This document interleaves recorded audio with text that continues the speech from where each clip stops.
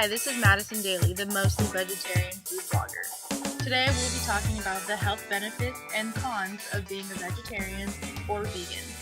Our special guest is Chris McCarthy, who is a personal trainer, and he'll be giving us tips and insights about vegan and vegetarianism. So, what are some of the pros to going vegetarian? I believe pros to going vegetarian typically are that people will overeat less, given that what most people overeat on their plate is the large meat portion. That's first and foremost. Definitely the weight loss that usually accompanies going vegetarian or vegan is good for my clients. That's the main reason why anyone who's come to me and asked about how they can lose weight, first and foremost, before we start working out, we talk about the diet. Okay, and what are some of the cons? Well, what some people tend to do is when they think they've got just carte blanche on eating, now that it's vegetarian or vegan, they will actually, in some cases, gain weight, given that they just go nuts. You can overeat any food.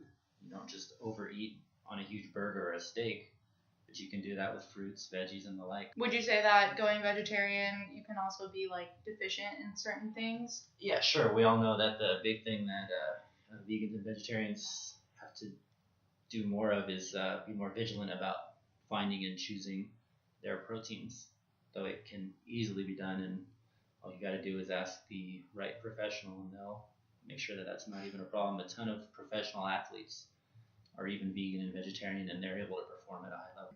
What about protein powders and stuff? Do you think people abuse them? I would say in some cases anyone can be too reliant on those. Those are supposed to be a supplement or an addition to a diet, definitely not a replacement for. Okay.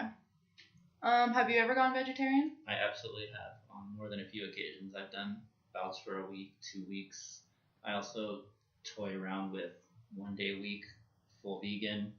Other days, I read a book a while back called, I think it was called VB7, story about a writer who went in to see his doctor. He was obese, and his doctor said, "You got to give up meat." And the guy said, "No way, doc, you're nuts." So they ended up coming to a consensus, and that is the guy was going to go all day until dinner, and he'd be vegan all day until at dinner he could just have at it with any sort of a meat product he wanted. And he lost a ton of weight, felt better, etc., all that good stuff. So it's I think it's for everybody. Thank you, Chris, and thank you, listeners, for tuning in today on the Mostly Vegetarian Food Blog.